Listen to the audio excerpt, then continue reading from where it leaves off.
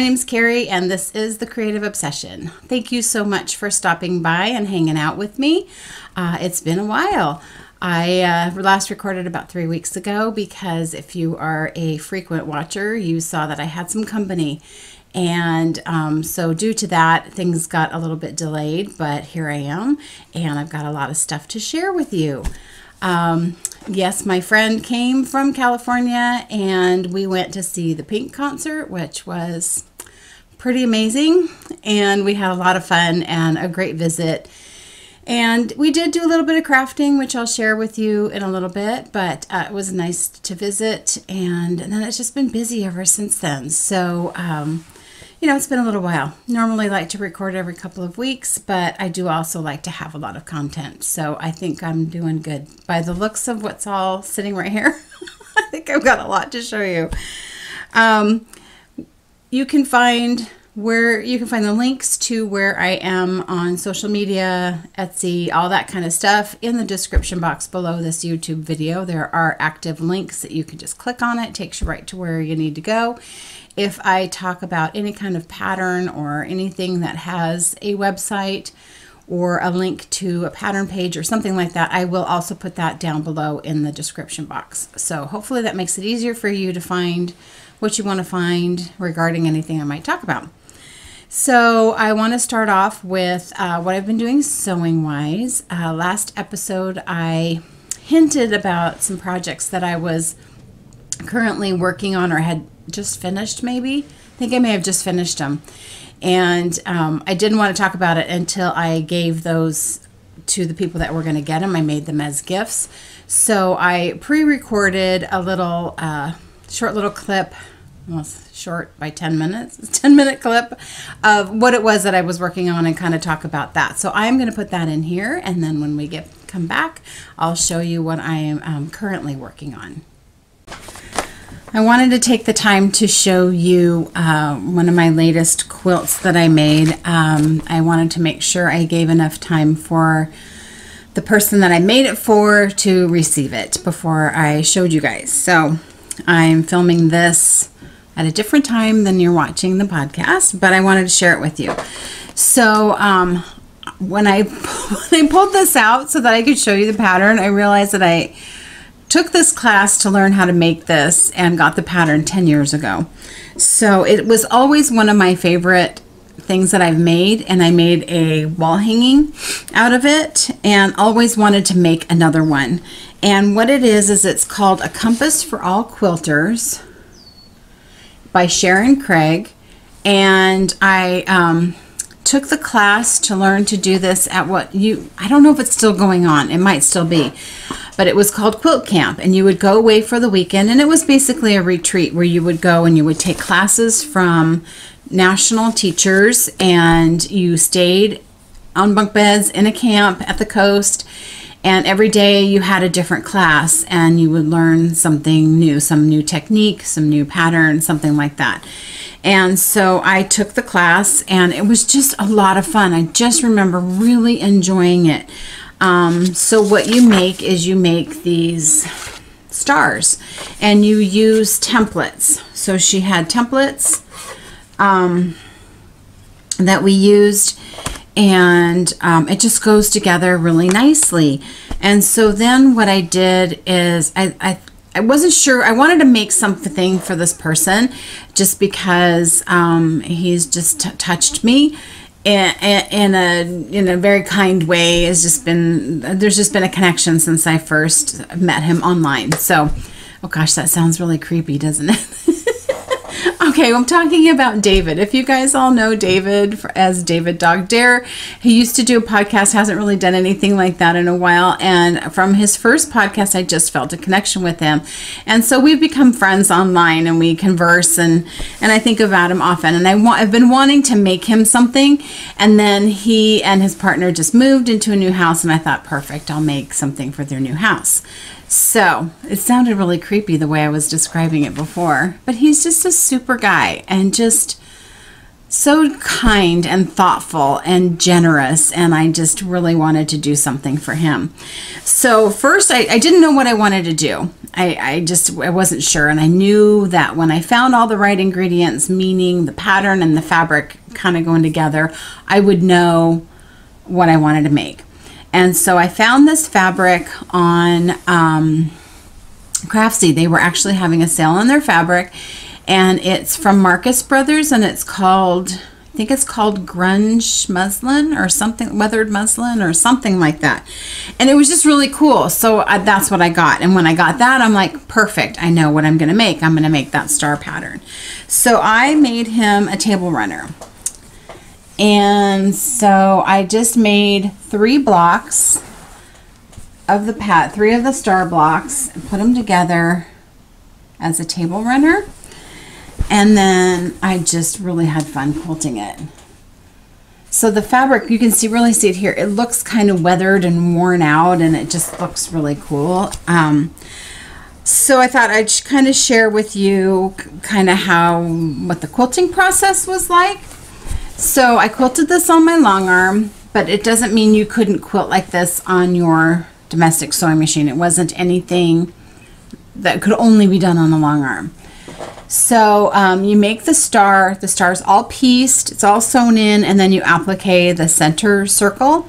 So when I appliqued the circle, I did machine applique, and I used a monofilament, which is a clear thread. It's like quilting or sewing with hair, super thin clear thread so that you don't see it. And I set my machine to make a really tiny zigzag, like as low as it'll go, so it barely pops over, and sew it so that my machine goes on the outside and then takes a tiny little bite on the piece that's being appliqued, so it would mimic sewing it on by hand.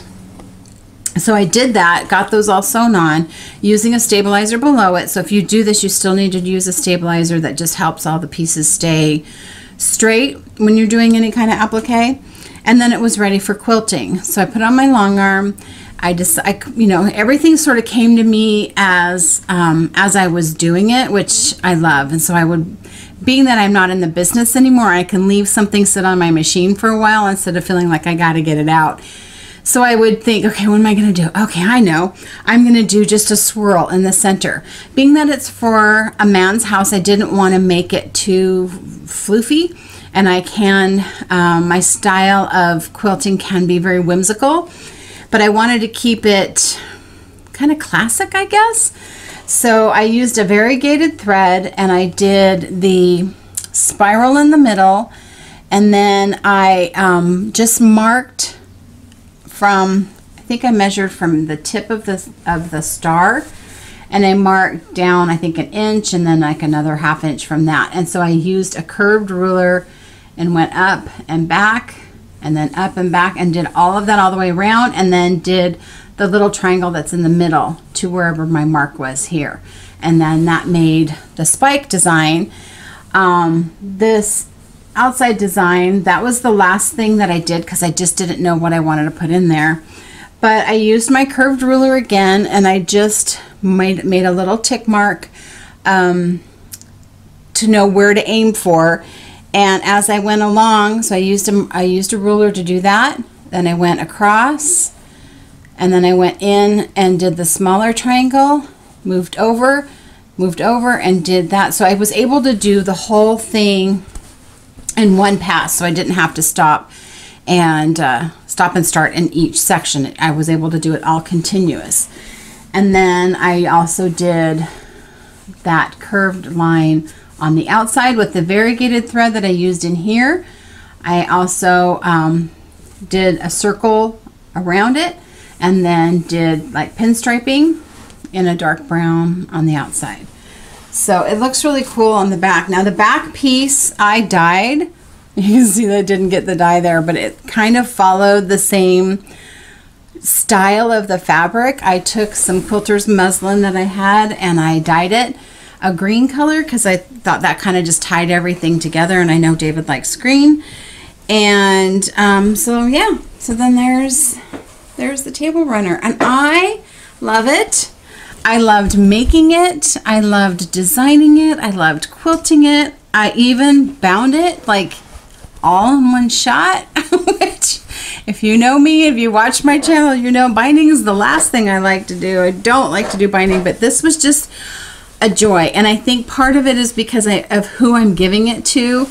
And it just makes it more fun to make something for somebody that you know. It's just special.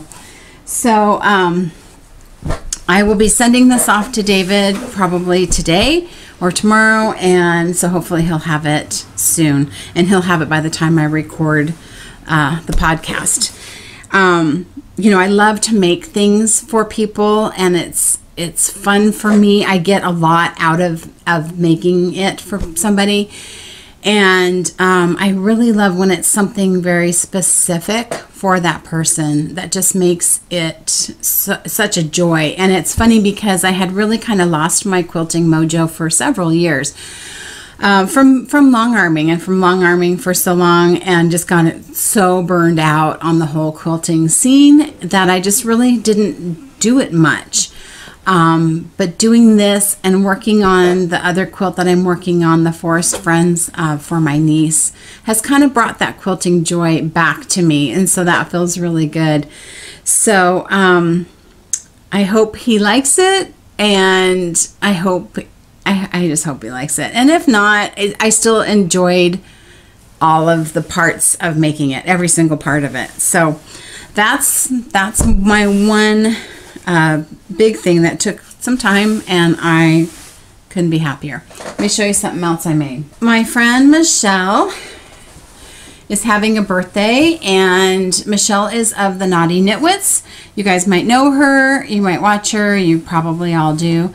And so it's her birthday, and she is one of the more generous people that I know. She's super generous with things, and she's also very difficult to get something for. Because she has everything she needs, and she doesn't need any more yarn, as you've probably seen if you watch their podcasts. So she's really hard.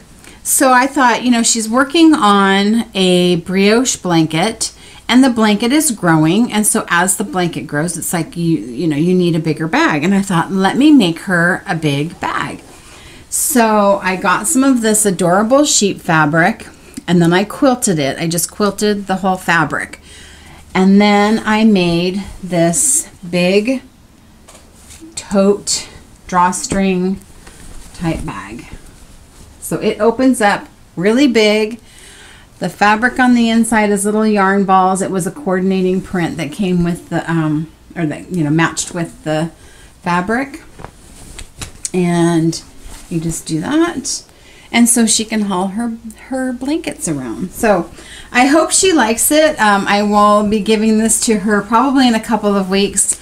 And definitely I hope before I record the podcast, or this is going to get cut out.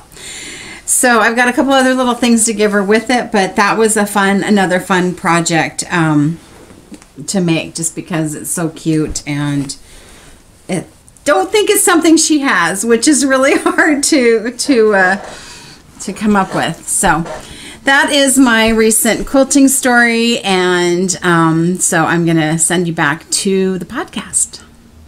All right, well, I hope you enjoyed that little bit on my table runner and quilted bag that I made. Those were fun. The people that I made them for have received them and like them, and that just makes me all kinds of happy.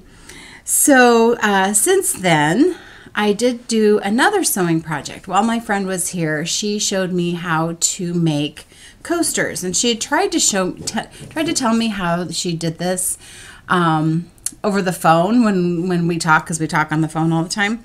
And so when she was here, she actually got to show me, and they were super easy, and I thought they were super cute, and so I wanted to share them. So basically, you're just making coasters with fabric. These were made with 5-inch squares. You can buy pre-cut 5-inch squares in what is called a charm pack. Different fabric lines, different fabric manufacturers call them different things, but I got some charm packs. They were on sale, really, really well priced on Craftsy. So I ordered a bunch, and I'm going to do these as Christmas gifts. So I've got these so far out of that pack, and then I got this to give to Jim's mom. So I'm saving these and making them for Christmas. Jim even said that he thought he might want to make some sort of a little wooden box or something that these can be set in so they can sit out. He likes to tinker around with woodworking, and so I think between me making this and him making a nice box for them, it'll be a nice Christmas gift. But I really enjoyed making them, and I thought, what a great gift idea to give as like a hostess gift or teacher's gift, or just a Christmas gift, whatever. And so I did record a tutorial on how I made these, and you can find that on my channel. If you don't see it readily, I do have playlists, and there is a playlist for tutorials, and you can find it more easily there. Just a quick, super easy to make these. If you know how to sew around a square, you can make these. So so go check that out. Another thing I thought of, which I might try, is pre-cuts. I don't generally buy pre-cuts, but pre-cuts also come in 10-inch squares.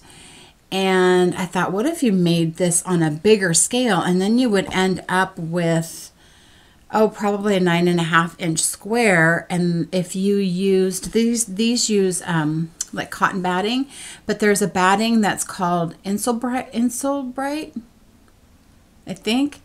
And it's a batting that has like foil kind of woven in it, and it's good for making pot holders and anything that is going to reflect heat.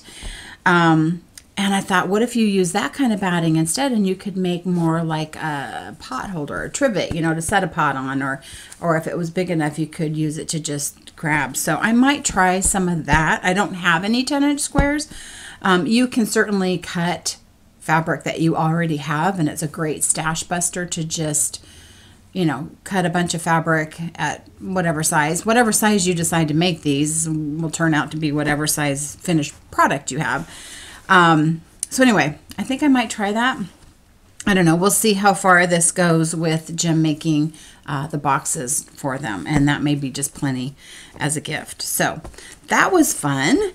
And while she was sewing, which was really nice, it was kind of the end of her stay, and she's like, I just want to sew some of these. And I said, great, I have a quilt I need to quilt for my friend as a charity quilt. And so I just was quilting, and she was sewing, and we had a really nice end of her visit. That, I think, is all that I have for sewing. So I did get together with Lori and Michelle. Unfortunately, Leslie couldn't make it. And they came over just like to knit. We just kind of tried to get together and knit, we try to get together once a month, but we haven't been doing very good. And because my birthday is coming up, and because Michelle just had her birthday, we sort of celebrated birthdays. And I just want to share a couple of things that they gave me as birthday gifts, which was early, but I liked. Oh, I forgot to grab. Let me grab something really quick. Sorry about that. One of the things I wanted to grab was something that Lori made me, which I love. And she made me felted coasters. This is just one of them because I have the others downstairs. But she knitted fabric out of wool that felted, and then felted that piece, and then cut it down. And it's made a really nice, thick coaster. And so I've been using these. Like I said, the other ones are downstairs, but I thought, what another great idea for a gift.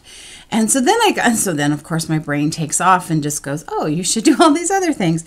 I thought, what if I knitted fabric like that? Get some variegated yarn, which is what she used for this, and just knit a piece on my knitting machine, just because that would go a lot faster. Knit that, felt it, and do the same thing. So maybe, what if I did these with these? Like, I don't know. No, I should just stop at making the fabric ones because I have fabric for that already, and I don't have yarn for this. But anyway, that was really a cool idea, and I love that she made me something, and so I think of her every time I use it. Another thing that I got from her, which I've been wanting... Ooh, The door just slammed. Got the windows open. Scared me. Got the windows open because it's because I like the fresh air, but it's kind of cool today. Okay, anyway, back to it. She gave me this cute little notions pouch from the Scrappy Thread, who is Erica Hall, and she makes these little pouches, and I've been dying to use it, but I wanted to show you guys. So cute little polka dots inside, and she's just pieced this fabric, and there's her info.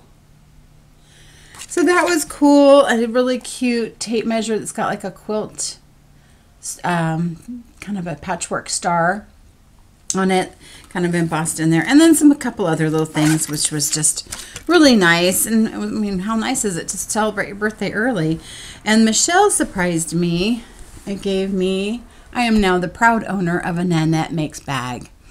So Nanette makes these awesome bags. She weaves this fabric and then turns them into bags. It's got this awesome fabric on the inside with the pocket. I also got these cute pins, drawstring bag. So I'm anxious to start using that, and it's purple sparkle. I mean, wow, doesn't get much better than that. So I've eyeballed Nanette's bags, and she did make a bag with my yarn one time, and I so wanted to buy it, but it's never been in my budget to do so. So now I am happily owning a bag of hers. So thank you, my friends. You guys are awesome.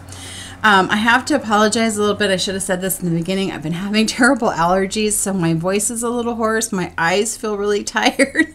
My nose keeps itching. I might sniffle, but 'tis the season. It's been really bad this year for some reason. Okay, so let's get on to the yarny stuff. If you've noticed, I am wearing my sweater. Did not think I was going to be able to wear it once I got finished with it, because we're going into summer and we did have some really warm weather, but it's been really cool.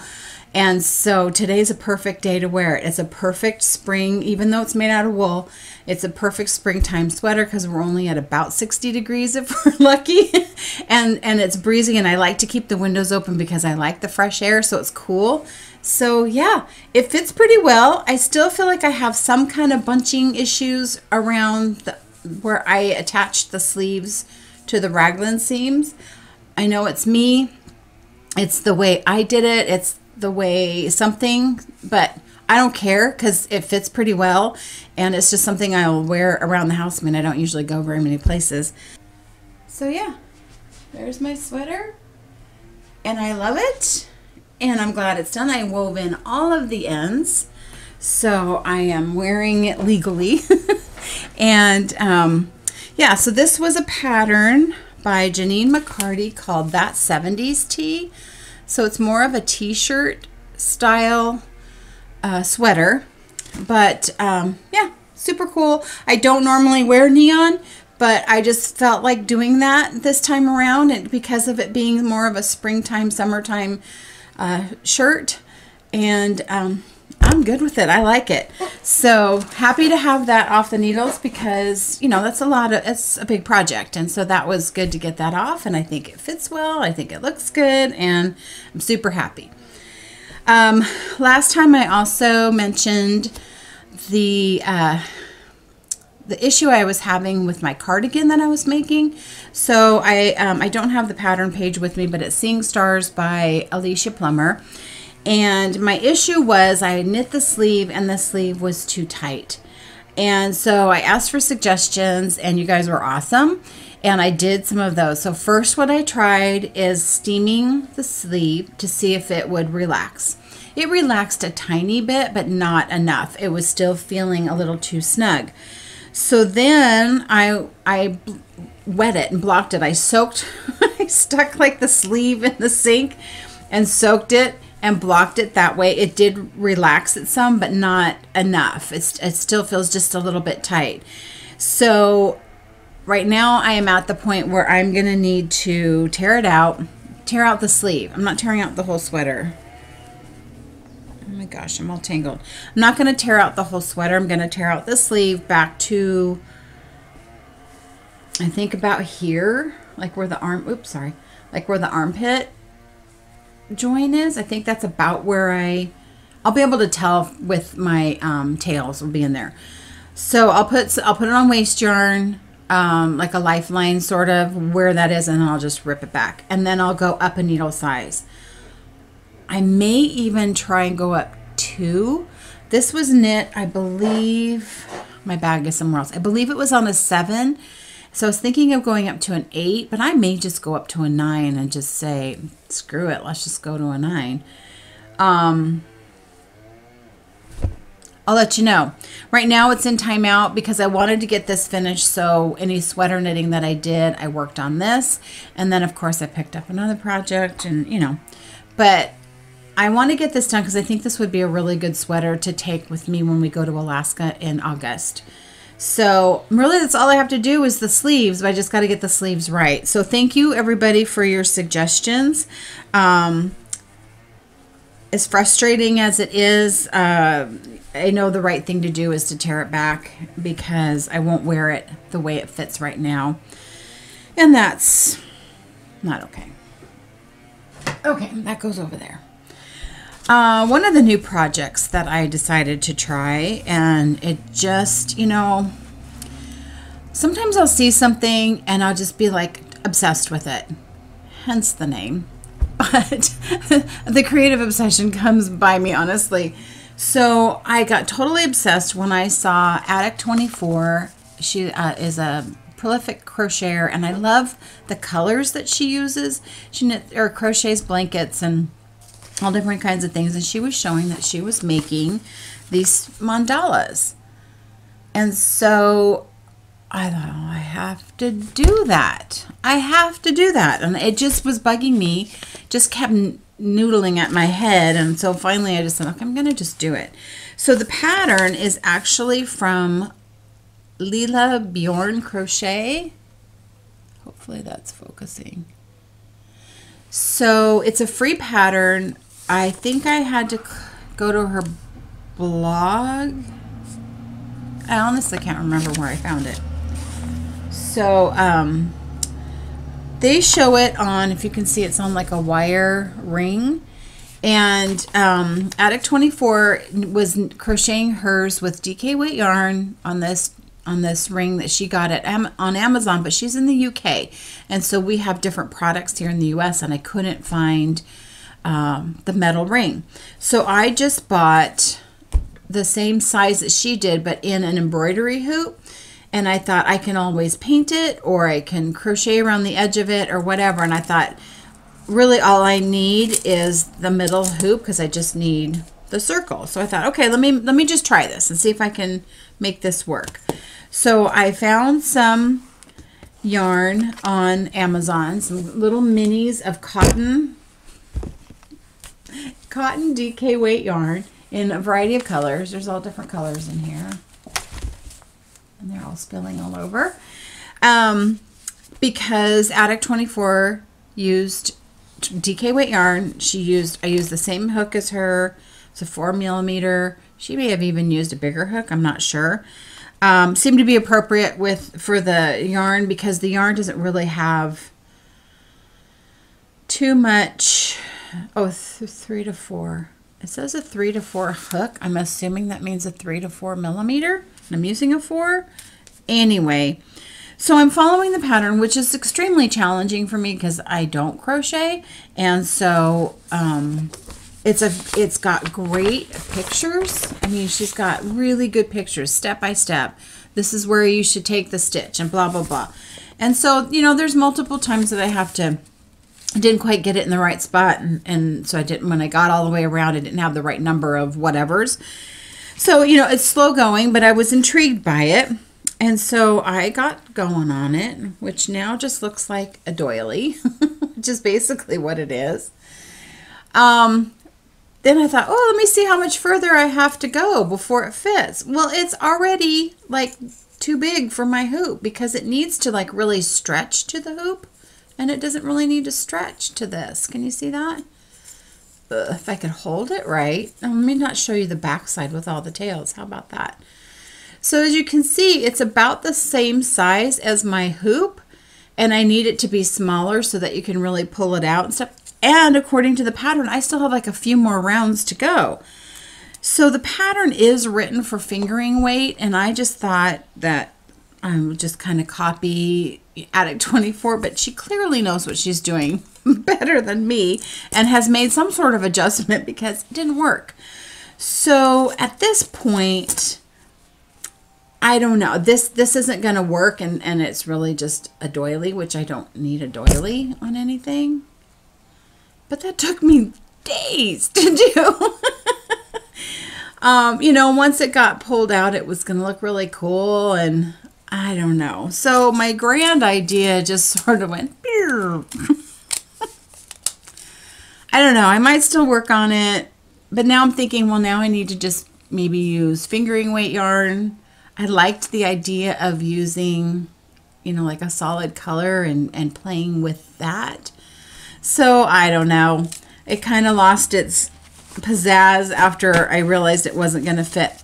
But one thing I did have to say that I did, just a little hack or something, is so I started with these little mini skeins, and I thought I'm not going to try and find the center of this because forget it. So I just pulled off the end. Well, you know, I'm just throwing them in this basket. So I just took these hair ties, which I use as rubber bands because clearly I don't need to tie up my hair. And I'll use these to like put a rubber band around something because they don't get weird like actual rubber bands do. But anyway, I just put a rubber band around it so it's holding the end of the tail of the yarn to keep it from just rolling around. So little tidbit, little hack on that. So I don't think my spirit mandala's doing much.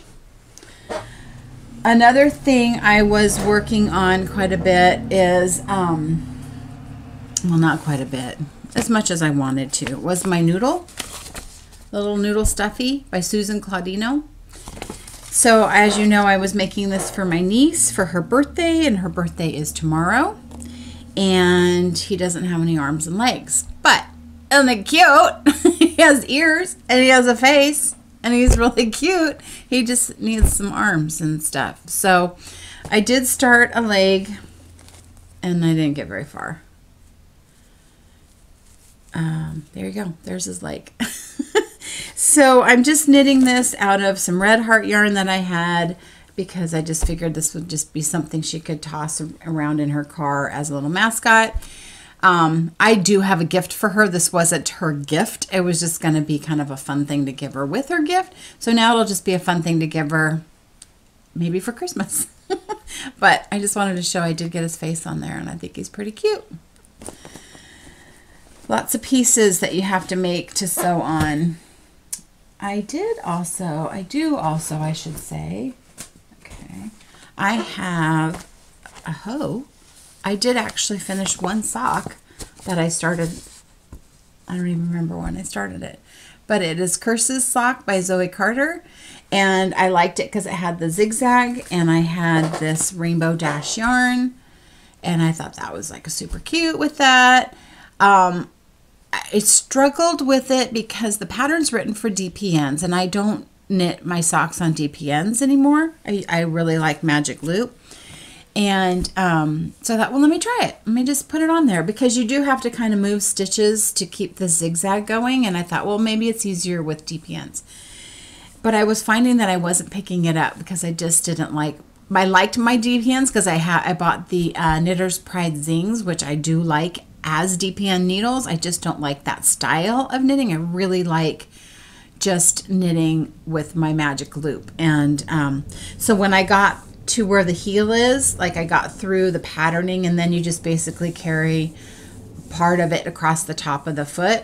So when I got to doing the heel turn, I started to follow her directions, and it wasn't going to give me a deep enough heel, and I'm like, okay, from here on, just do what you know how to do. So I did my own heel flap and gusset that I normally like to do, and then kept it on Magic Loop from here on, because then you aren't moving stitches. So I think when I go to make the next one, I'm going to try and start the top from the top using my Magic Loop, because it needs a mate, and I'm afraid if I count on me doing it on DPNs, it's not going to have a mate. So I do need to cast on a simple vanilla sock, because I'm going to be sitting in a waiting room here next week. Millie just went in for her checkup and was diagnosed with heart murmur. So she needs to go into a cardiologist to ultrasound, EKG, whatever they do, to make sure like how to treat it.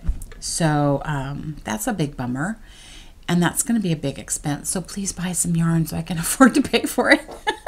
But anyway, she goes and does that on Monday, and it's like a 1.5 to 2 hour wait for her to do it. They don't have to put her under for it unless she's like super wiggly, which she's not. It just takes a long time for them to do it. So I need some like mindless, just sit and knit and not have to think about anything kind of socks. And everything I've got going on needs a little more concentration than I would be able to give it. So I have to figure out which ones I want to just have as, you know, like plain vanilla or a rib sock or something like that. I have plenty of yarn, so there's no shortage of that. So anyway, that's kind of been heavy on my head right now. I mean, she's fine. She shows no symptoms. She doesn't cough. The vet was, I even went and got a second opinion because I thought the vet that I had seen was in my regular vet office, but it was a doctor that I hadn't seen. And I thought, I don't have a rapport with you. How do I know that how do I know for sure you're giving me an accurate diagnosis? Let me get a second opinion. Took her into another vet, had a second opinion, verified, yep, for sure, she has a heart murmur. Yeah, you should have it checked out. So we're moving forward. I'm sure she'll be fine. It's just a matter of getting through this test, finding out how severe it is and what the deal is, and then figuring out what the course of action is. But she's fine. She still goes on walks and hikes and, you know, does everything normally. So I'm not real concerned about that, but, you know, it's just a concern because it's my baby. So anyway, sorry about the little tangent. So I will be casting on some vanilla socks. That's where I was going with. I'm going to cast on some vanilla socks before I finish the mate to those Curses socks because I can't even concentrate on that, even though that's not hard. So, oh no, I'll just grab something. I did cast on Treehouse Knits and Earth Tones Girl podcasts. Those gals are doing, I think it's a summer long knit along for making colorwork mittens.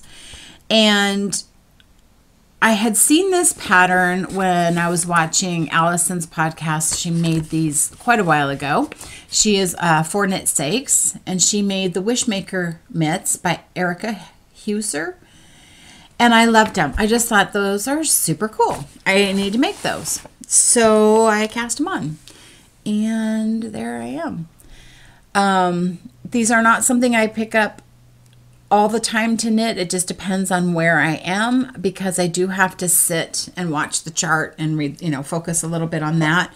But it's going really nicely. They are, I'm increasing for the thumb right now. They are a little bit snug. Oop.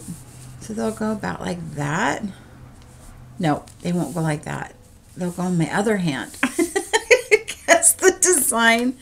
No, wait a minute. No, that's right. Sorry. The design goes on the top of your hand. It'll be more obvious when I actually have a thumb on it.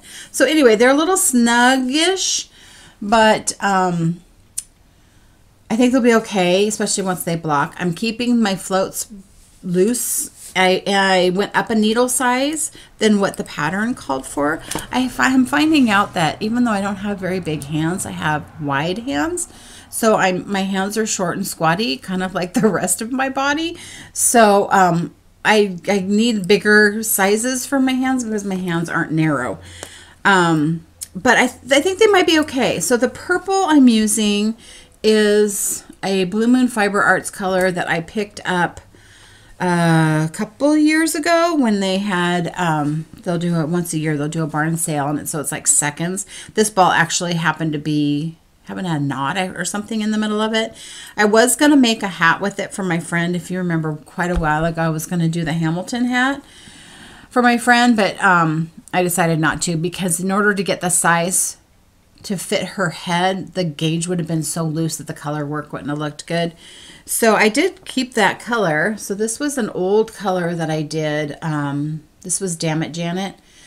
But it was a great color to put with this. And then poolside is that turquoise color on the bottom. So pretty cool. Really nice pattern. I mean, I'm not going to enter in the cal or anything, but it's just fun to make them. So I thought about taking this when I go take her to the vet, but I got to set up my chart on my little chart reader thing. So I'm using this little thing with the magnetic bar, which helps tremendously, because I was, obviously you can see I was trying to do it with Post-it notes. This works way better. So Michelle was cleaning out some of her stuff, and she gave that to me a while back, and I was like, oh, I get to use it finally. So anyway, I will have some fingerless mitts. And then I was like, oh, you know, I really think I do need like full-on mittens. Because last year when I finished my counterbalance mitts and they're fingerless, and I was like, oh yeah, I finally get to use them. It was like super cold, and I wanted to suck my fingers in, and I couldn't. So I think I also need to have some mitts. Oh, if anybody knows of a pattern, you know, the kind of mitts that you like can fold the mitt part over, but then you can fold that off and make it be fingerless. Is there a pattern out there that you can do that with, either in fingering or DK? Can you like leave a comment below and let me know? I looked on Ravelry, and I don't know how to exactly search for it. I just searched for mitts, and I did find Tin Can Knits has a mitt pattern that you can use any kind of weight. You know, it's got all that kind of stuff, and it's a free pattern, but it's just a straight on mitt, which is fine. I think that would be great too. I'll probably use that. But you know, when you get that text message or phone call and you can't answer your phone unless you take your glove off, it'd be nice if you could just, or you know what I might do? Glad you could be here while my thought process is going. If I make the mitt and get that conductive thread and wind that like at the top, then I could still use my mittens. I'll just do that, because that would be way easier. Okay, problem solved. Never mind. But I'm going to finish these first. So she says, because I even thought, well, what if you bring a mitt pattern to the vet, and while you're waiting, you could start a mitt. It's like starting a sock. I don't know. We'll see. We'll see what I bring. Okay. Oh goodness, I think that I've gotten through everything. Okay. I have just one new color to show you, because I can't remember what I showed you last time. So I am going to go into just a small shop update and discuss some things about the shop. So if you're not interested in that, great. Oh, one thing I wanted to mention is at the very end, I'm going to put just a short clip. I just tried to video when I was quilting that table runner that I showed at the beginning.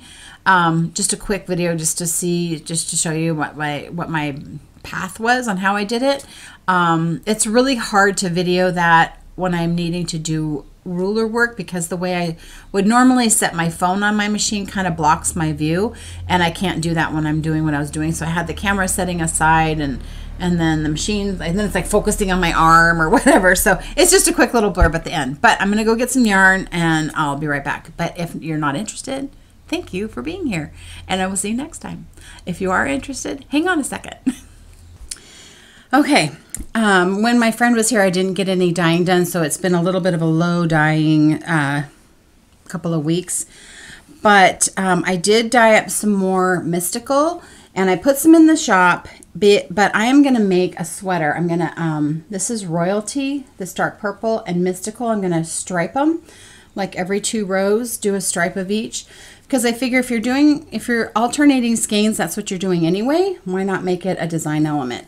So I dyed enough to put in the shop of Mystical.